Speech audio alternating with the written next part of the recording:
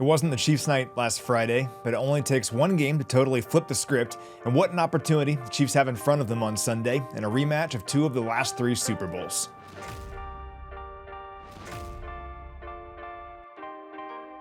Well, let's just get into it and talk about what went wrong for the Chiefs last week, starting with the offense, which I actually think made some tremendous adjustments and showed some real resiliency down the stretch.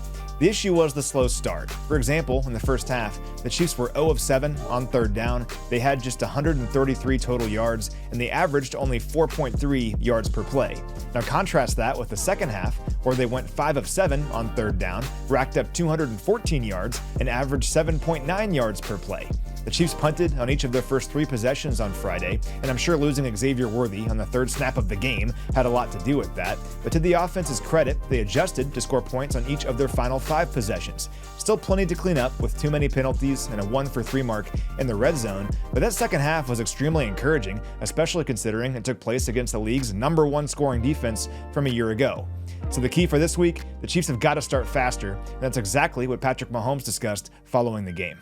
They definitely came out with more energy than we did. And so in this league, everybody's too good for you to not match the energy of your opponent. And so I think we learned a valuable lesson today. We got to be better from the get-go, from the start. We're not going to be able to just come back and win every single game.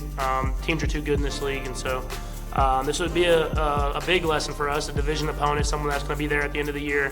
But we're going to have to learn fast. We're playing the reigning Super Bowl champs next week. Now, speaking of Mahomes, he was awesome last week. We got multiple Mahomes magic sort of plays. He had the zip back over the middle when he was scrambling to his left, the floater he somehow completed to Juju, and of course the incredible heave to Hollywood on 4th down that was reminiscent of the 4th down throw against the Ravens back in 2018. Those plays gave the Chiefs a chance in the end, as did Mahomes' scrambling ability, which racked up a team-leading 57 yards on only 6 attempts. In terms of the passing game, Mahomes targeted Hollywood Brown 16 times on Friday. He caught 10 of those for 99 yards. And Juju Smith-Schuster also had a nice game, catching 5 passes for 55 yards. We'll need all of those guys at their best on Sunday against Philadelphia's star-studded defense, but it's worth pointing out that this group does look a little bit different this year compared to last. For example, on the defensive front, they lost Milton Williams, who played 500 defensive snaps last year, and Josh Sweat, who logged more than 600 defensive snaps. Sweat led this team in pressures in 2024 with 55, while Williams ranked 3rd with 40. The same is true in their secondary, where the Eagles lost C.J. Gardner-Johnson, Darius Slay, Avonte Maddox, and Isaiah Rodgers. That's over 2,000 defensive snaps from a year ago that are no longer in the Eagles secondary. They still have some great players though, obviously. Jalen Carter, Nolan Smith, Jordan Davis, Cooper DeJean, the list goes on. Rookie linebacker Jahad Campbell looks like an impact player as well. But the point is, this group looks a little bit different than the last time the Chiefs saw them. And for what it's worth, the Cowboys did find some success against these guys in Week 1. Dallas scored on each of its first 4 possessions, and they were about to do so on their 5th before fumbling the ball away inside the red zone. And how did Dallas do it? A few things. They stayed away from negative plays, only 3 all night for a total of 8 lost yards. They only committed 4 penalties all game, and they went 7 for 11 on third down. That's a 63% conversion rate, the highest clip for any team in Week 1. The Eagles also didn't have a lot of success getting pressure with only 4 rushers all game long. On the 28 dropbacks in which the Eagles didn't blitz on Thursday, they pressured Dak Prescott just 9 times. I get it, Jalen Carter didn't play, but still, that's significant. So in this game, a fast start fueled by keeping Patrick Mahomes upright in the pocket, converting on third down, and finishing in the red zone would go a long way toward controlling the flow of the game. And that's important because normally Philadelphia is the one that's doing that. The Eagles want to grind you into dust. They want to run the ball, eat up tons of clock, and ultimately break your spirit. And it's been an effective strategy. The Eagles have won 15 straight games in which Jalen Hurts started and finished. And it's not rocket science here. The Eagles, a year after ranking 2nd in the NFL in rushing, ran for 158 yards against the Cowboys last week. They had the ball for over 32 minutes, and 4 of their 8 offensive possessions ate up at least 5 minutes of clock, tied for the most of any team in Week 1. And here's the big number. They were 8 of 13 on third down. That's a 62% clip, second highest rate for any team in the league last week, behind, ironically, only the Cowboys. Now, we all know about the tush push, and that's part of this. The Eagles often play 4-down football, and if they're in a 4th and short situation, no matter where they are on the field, they're going to go for it, and they're probably going to get it. But it was more than just that last week. Jalen Hurts scrambled 9 times against Dallas, and 3 of those moved the chains on 3rd and 3 or longer. The Eagles are too talented at the skill positions with A.J. Brown, Devontae Smith, and Saquon Barkley to have everybody covered and let Hurts extend a drive with a scramble. So it begins with slowing down Barkley, and the Chiefs did a great job against Amarion Hampton last week, holding him to only 3.2 yards per carry.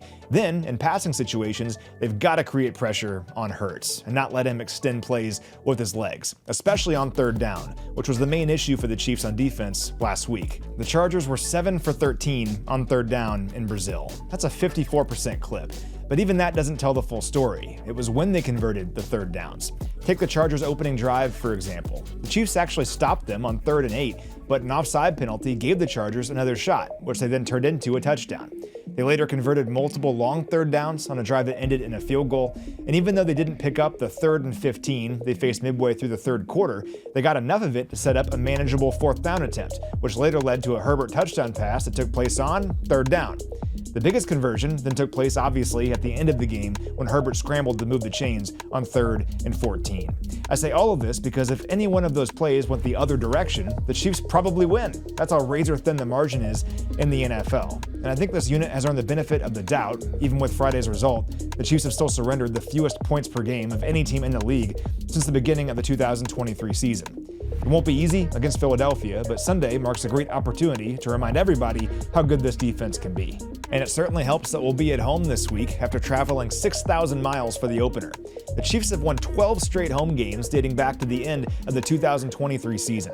And consider who some of those wins were against. The Chiefs have beaten the Bills, the Texans twice, the Bengals twice, the Ravens, the Dolphins, the Buccaneers, and the Chargers in that span, holding the opposition to 20 or fewer points in 9 of those 12 games. The Chiefs are also often at their best after losses. In games that Mahomes has played, the Chiefs are 19-4 following a loss. Mahomes has only lost back-to-back games 4 times in his 113-game career, and only once in his last 64 games played, dating back to early in the 2021 season. And since the beginning of the 2018 season, the Chiefs have far and away the best winning percentage at home of any team in the NFL. So a week after Mahomes expressed that he felt the team came out flat in Brazil, the energy of the home crowd could be exactly what the Chiefs need to get off to a fast start on Sunday.